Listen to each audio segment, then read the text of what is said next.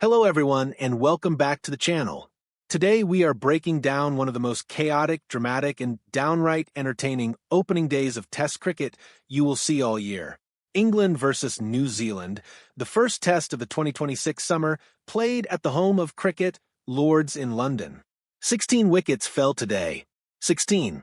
On a single day of Test cricket, we had a debut, a comeback, a collapse, and a match-defining spell, all packed into one extraordinary day. So grab a seat, because this one is worth going through in full detail. Let's get into it. Before we get into the action, let me set the scene. This test match carries a lot of weight for England. They came off a brutal Ashes series in Australia earlier this year, losing 4-1, and the criticism has been heavy. Ben Stokes came into this match promising a new approach, smarter cricket he called it. More patience, better decision-making. So there was a lot riding on how England started the summer. New Zealand, on the other hand, are a well-organized test side, and they came to Lord's full of confidence. Kane Williamson confirmed before the match that this is likely his last test at Lord's, one of the great venues in world cricket, so there was extra emotion in the air from the very first ball. The pitch looked slow and offered plenty of sea movement. Heavy cloud cover sat over North London all day. The conditions were always going to favor the bowlers. New Zealand won the toss and decided to field first. That told you everything you needed to know about what was coming. England's innings began with one of the most feel-good moments of the day. Emilio Gay was handed his first test cap by the great Alastair Cook before the start of play.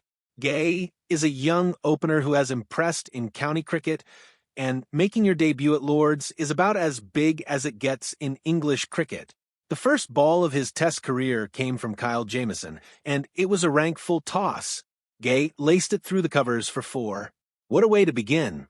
He hit another crisp boundary in Jamieson's next over, an on-drive that went straight back past the stumps. At the other end, Ben Duckett was unusually cautious, leaving deliveries outside off stump, channeling the patient cricket Stokes had spoken about before the match. England moved to 24 for 1 after 10 overs. Then the heavens opened. A heavy band of rain swept across North London, forcing an early lunch after just 10 overs. England had started calmly, but what followed after the break was anything but calm. When play resumed after lunch, everything fell apart. Nathan Smith and Will O'Rourke came running in with genuine pace and movement, and England simply had no answer. Gay, who had started so promisingly, was squared up by an angled delivery from Jamieson and edged to first slip, out for 8. England then tumbled from 31 for 1 to 34 for 4 in the space of just 14 balls. 14 balls. Joe Root, England's greatest batter, walked to the crease and walked back for a single run, edging behind to a delivery from O'Rourke that kicked off a length. Then Jamie Smith made one of the most baffling dismissals of the day, shouldering arms to an inducker from Jamieson and watching his off-stump cartwheeled out of the ground, also for 1.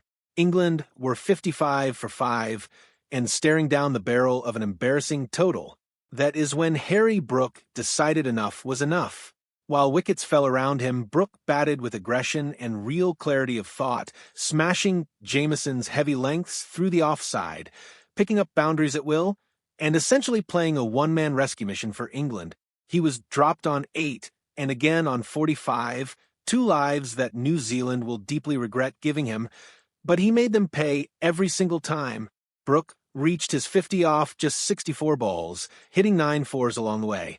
It was the kind of innings that reminds you why he is one of the most exciting batters in the world right now. At one point, he had scored 56 of England's 89 runs in the entire post-lunch session. Think about that for a second. One batter accounting for more than half of everything England scored in a full session of Test cricket. But when he was eventually dismissed, hooking Nathan Smith straight to Jamieson at fine leg, England's innings effectively ended. The tail offered very little resistance, and England were bowled out for 140 in under 40 overs. Kyle Jamieson was the standout bowler.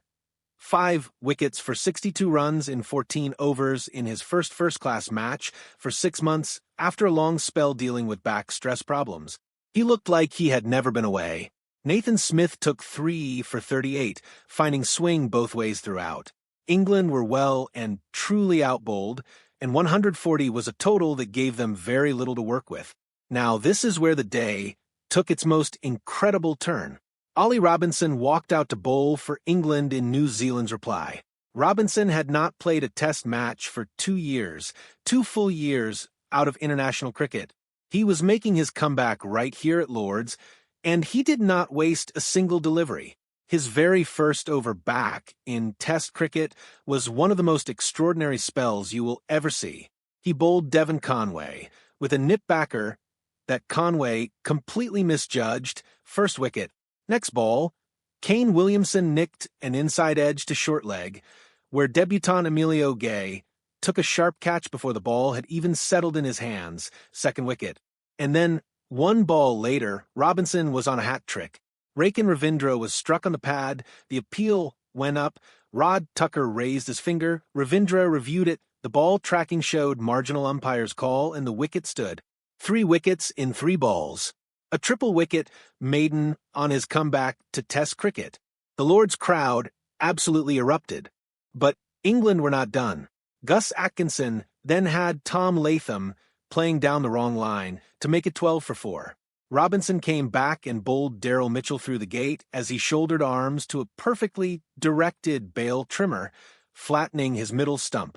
And then Josh Tongue, who had claimed his 50th Test wicket during England's innings earlier in the day, came steaming in and plowed through Tom Blundell's defenses with a 90-mile-per-hour delivery that smashed the stumps 2/3 of the way up. 6 wickets down for 29 runs. New Zealand were in a catastrophic position after just 13 overs of their reply.